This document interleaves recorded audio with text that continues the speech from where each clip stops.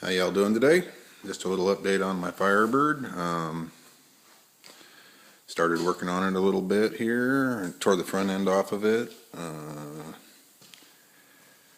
Started doing some cleanup work. Tore the motor out and tranny out. Tore the motor apart.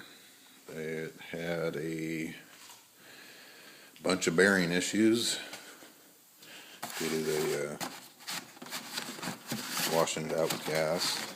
Sent the crank out, had the crank turned. Got the new crank back.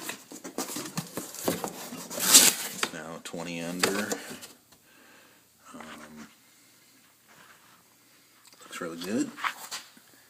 They were able to do the crank kit and the bearing kit relatively cheap, so a couple $100 it cost me to have that fixed. Time to start putting it back together. Here's some of the bearings that I took out of it. You can see that. All the babbits washed off of them, most of them.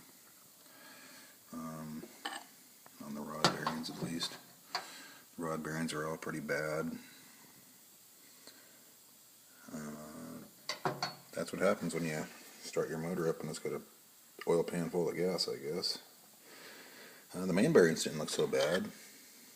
Not great, but not terrible. But making some progress. Got the front end torn off. Seems like the more I take apart on this car, the more stuff I find I need to fix. So started washing the put the car outside and washed the firewall off as best as I can. I had a little issue with one of the back freeze plugs. Started leaking several years ago. Tore the tranny out and the flywheel and stuff, and left the motor in the car and fixed it. But I scratched up the firewall right there when I was doing it. I had to shove a block of wood back there so the motor didn't fall backwards. And so I'm going to continue, strip all the stuff back off the firewall, strip it down, and repaint the firewall and the subframe. And in the process, I'm going to rebuild all the suspension again, make sure everything's good. I ordered a set of Right Stuff four-wheel disc brakes for this car. I just got them recently.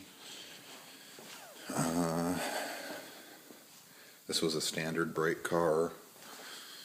Four-wheel drum brakes, standards, no power, so I opted to go with the power disc brake conversion kit, which comes with the new master cylinder and the brake booster and all the cool stuff that I didn't have before.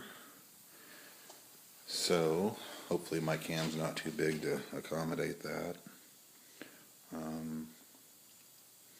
Take it all apart here.